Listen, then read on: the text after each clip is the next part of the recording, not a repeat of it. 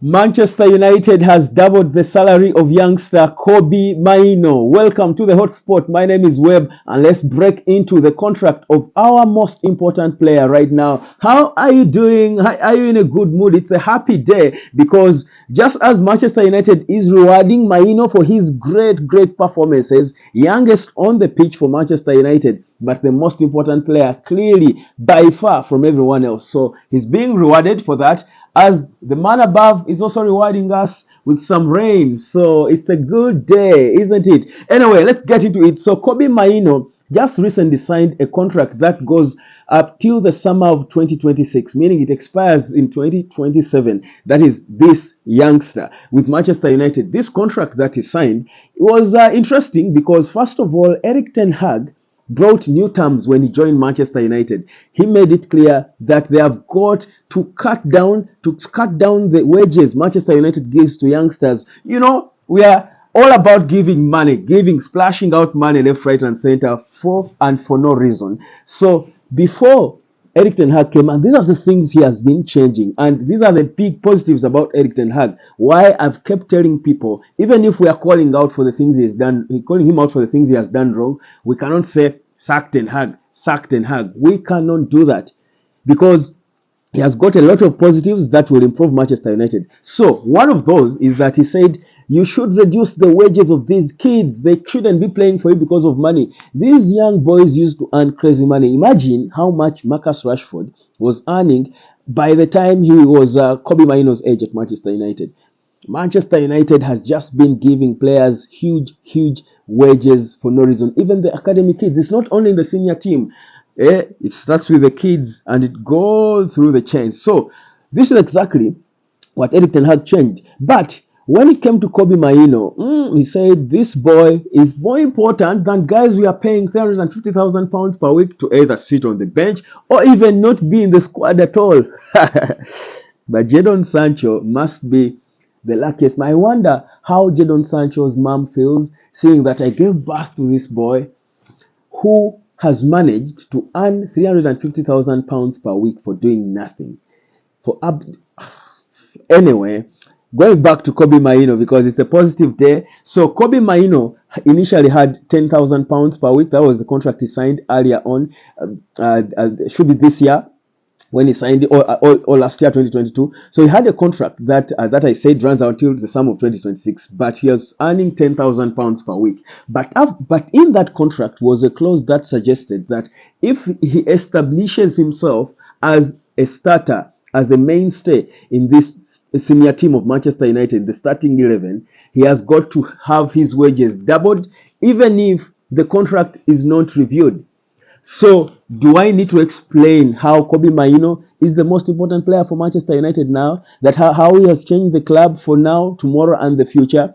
How he's the youngest on the pitch, but he's the one controlling the game. The pivot United has been lacking. He is not the backup for Casemiro that we are hoping to get in Sofian Amrabat, but he is the man now, the main guy, the guy in charge. And we are thinking, who should we bring in as the backup for KOBBIE Mainoo? Imagine we're talking about an 18-year-old kid. So I think we should be celebrating. We should be celebrating that this boy is at least going to earn £20,000 per week. And not to say that I'm swallowing my own words and saying it's Webb who keeps saying that Manchester United should not keep giving youngsters players a lot of money because they increased Marcus Rashford's wages just after one good season, because he was the best player, and then they increased his wages to nearly £400,000 per week, and now he's not performing. So now Webb is telling us that it is okay to increase KOBBIE Mainoo's wages just after 2 or 3 games. Yes, it is okay.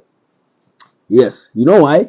Because, look at the Manchester United squad and let's apply the principles of fairness. Yes, the principle of fairness is what we are using now.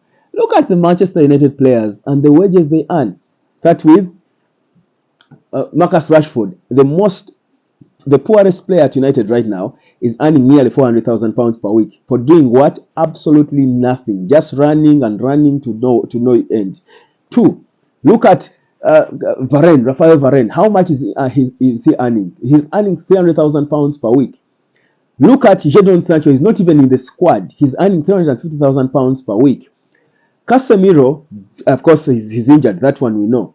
Look at Donny van der Beek, who has been earning £120,000 per week. So for me, and whereas money should not be the reward to a young player for performing, he's no longer a young boy. He's 18. He's an adult, KOBBIE Mainoo.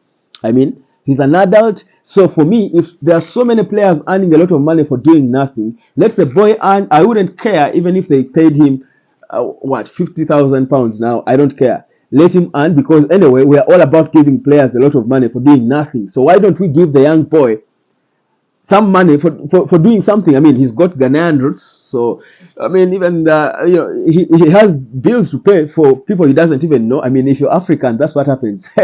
Ask John Mikel Obi.